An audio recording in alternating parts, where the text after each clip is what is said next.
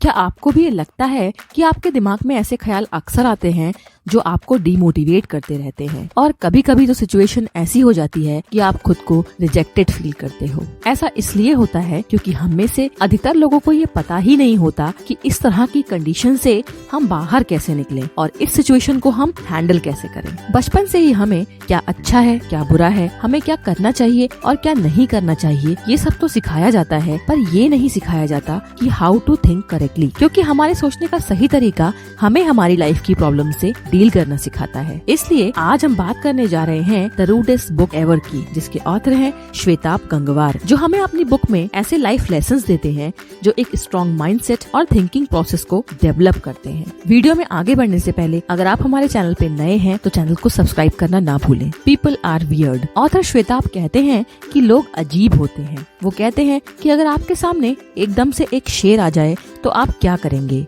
आप वहाँ से भागकर खुद को बचाने की कोशिश करेंगे, लेकिन वहीं दूसरी तरफ अगर एक पपी को देखेंगे तो आप उसको भागकर पकड़ लेंगे और उसके साथ खेलने लगेंगे। ऐसा इसलिए होता है क्योंकि हमें ये पता है कि शेर इंसानों को मार सकता है पर पपी नहीं, यानी कि हम शेर और एक पपी दोनों के बेसिक नेचर को जानते हैं। लेकिन क्या आप उन लोगों के बेसिक नेचर के बारे में जानते हैं जिनके बीच आप रहते हैं? आपका जवाब होगा हाँ, क्योंकि जो इंसान आपसे अच्छा बिहेव करता है आप उसे गुड नेचर पर्सन बोलोगे, और वहीं दूसरा इंसान जो आपको रिजेक्ट करे और अच्छा बिहेव ना करे उसे आप बैड नेचर पर्सन बोलोगे। लेकिन सिर्फ इतना ही डेटा लोगों के नेचर को डिफाइन करने के लिए काफी नहीं है, क्योंकि हो सकता है कि जिन्हें आप अच्छा कह रहे हो वो दूसरों के लिए बुरे हों और जिन्हें आप बुरा कह रहे हो वो दूसरों के लिए अच्छे हों। इसलिए सवाल अब भी वही का वही है कि लोग कैसे होते हैं। एक जवाब ये भी हो सकता है कि लोगों का नेचर कॉम्प्लिकेटेड होता है और उसे जल्दी से समझा नहीं जा सकता। लेकिन ये एक ऐसा स्टेटमेंट है जो हमें कोई भी सटीक इन्फॉर्मेशन नहीं देता। इसलिए ऑथर यहाँ लोगों के बेसिक नेचर को डिफाइन करने के लिए वियर्ड यानी कि अजीब शब्द का यूज करते हैं, क्योंकि वियर्ड ना तो पॉजिटिव है और ना ही नेगेटिव। वियर्ड एक ऐसा शब्द है जो किसी को भी जज नहीं करता। लाइफ में रिजेक्शंस किसे नहीं मिलते, और अगर किसी ने आपको रिजेक्ट कर दिया हो तो लोग अजीब होते हैं। ये सोचकर आप लाइफ में आगे बढ़ सके हो। इससे हम किसी के लिए भी जजमेंटल नहीं बनते। लाइफ में सक्सेस की तरह ही रिजेक्शंस को भी आपको एक्सेप्ट करना सीखना होगा। चाहे आप कितने भी हार्ड वर्किंग या जीनियस हो, लोग आपको रिजेक्ट करेंगे क्योंकि लोग वाकई में अजीब होते हैं। Choose satisfaction not happiness. Mostly किसी भी काम को करने के पीछे का हमारा रीजन होता है हैप्पीनेस, लेकिन अगर आपका एम सिर्फ हैप्पीनेस को ही पाना है तो यकीन मानिए आप थोड़ी मुश्किल में पड़ सकते हैं, क्योंकि जब किसी काम को करके आपको खुशी मिलती है तो आप बार बार वैसा ही करते हो और छोटी छोटी खुशियों को छोड़कर आप और ज्यादा हैप्पीनेस को ढूंढते हो, और आपकी ये तलाश कभी खत्म नहीं हो पाती। और हम ये जान ही नहीं पाते कि असली हैप्पीनेस सेल्फ सेटिस्फैक्शन में है। अगर आप में सेल्फ सेटिस्फैक्शन है तो हैप्पीनेस तो आपको बाई प्रोडक्ट के रूप में मिल ही जाती है। इसलिए हमें अपने काम करने के तरीके को चेंज करके हैप्पीनेस का पीछा करने की बजाय सेल्फ सेटिस्फैक्शन के लिए एफर्ट करने चाहिए। You are a nation. यहाँ पर ऑथर कहते हैं कि हमें अपने आप को एक पर्सन नहीं बल्कि एक नेशन की तरह देखना चाहिए। आप एक नेशन हो और दूसरे सभी लोग यानी कि आपके पेरेंट्स, फ्रेंड्स, नेबर्स दूसरे नेशन हैं। ये सभी लोग आपके पड़ोसी नेशन हैं। आप खुद अपने नेशन के प्रेसिडेंट हो और आपके मॉरल कोड्स और एथिक्स आपके कॉन्स्टिट्यूशन है, जिसके अकॉर्डिंग आप अपनी लाइफ के डिसीजन लेते हो।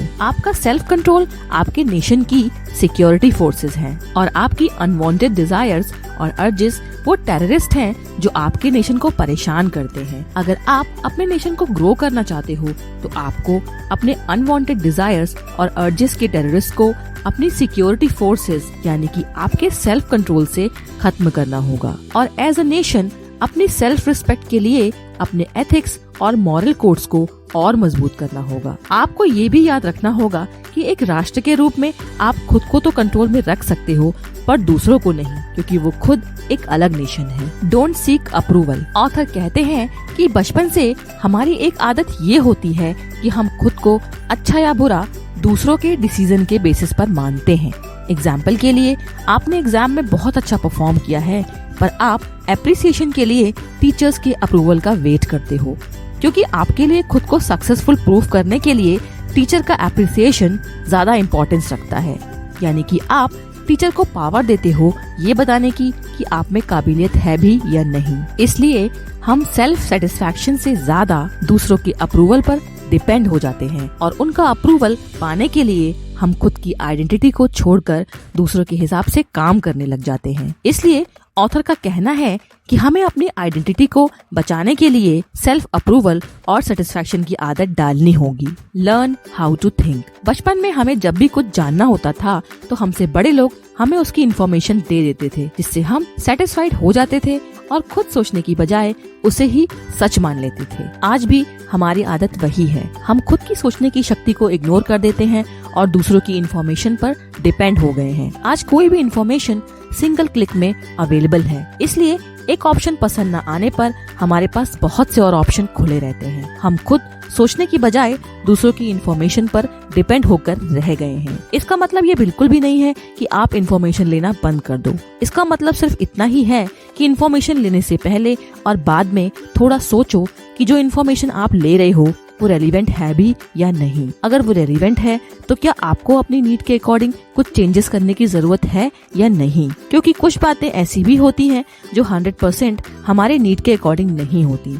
इसलिए उसमें अपने हिसाब से हमें चेंज कर लेना चाहिए। Things to never forget. Author कहते हैं कि हमें अपनी लाइफ में कुछ बातें हमेशा याद रखनी चाहिए। उनका कहना है कि आपकी लाइफ में बहुत सी प्रॉब्लम ऐसी हैं जिन्हें आप खुद ही अपनी लाइफ में अट्रैक्ट करते हो। इन्हें तुलना, जलन, एक्सपेक्टेशंस और इच्छा कहा जाता है। इसका सीधा सा मतलब ये है कि हम में से बहुत से लोग उस प्रॉब्लम का सलूशन ढूंढने में बिजी हैं जो हमारी खुद की बनाई हुई है। एग्जाम्पल के लिए अपने पार्टनर या अपने बच्चों की तुलना दूसरों के पार्टनर या बच्चों से करना, जबकि आप उनको बस उतना ही जानते हैं जितना वो अपने आप को आपके सामने प्रेजेंट करते हैं। उनका ओवरऑल आउटलुक क्या है ये आप नहीं जानते और इसके बावजूद भी अगर आप कंपैरिजन करते हैं तो आप एक ऐसे इंसान हैं जो समस्याएं पैदा करना चाहता है। ऑथर कहते हैं कि आपको ये एक्सेप्ट करना ही होगा कि लाइफ में एक्सेप्टेंस के साथ रिजेक्शंस भी हैं। आपको किसी पॉइंट पर कभी न कभी फटकारा जाएगा, धोखा दिया जाएगा, आपका फायदा उठाया जाएगा, आपसे झूठ भी बोला जाएगा,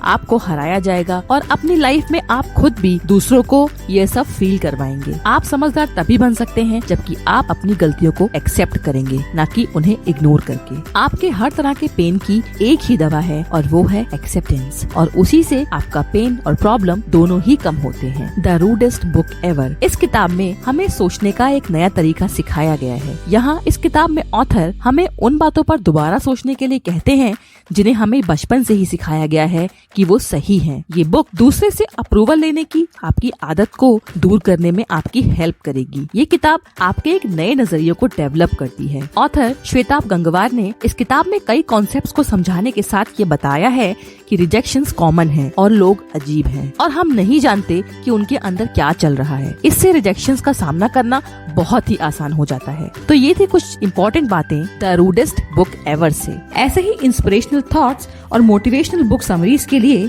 द बुक्स ट्रेजर को सब्सक्राइब करें।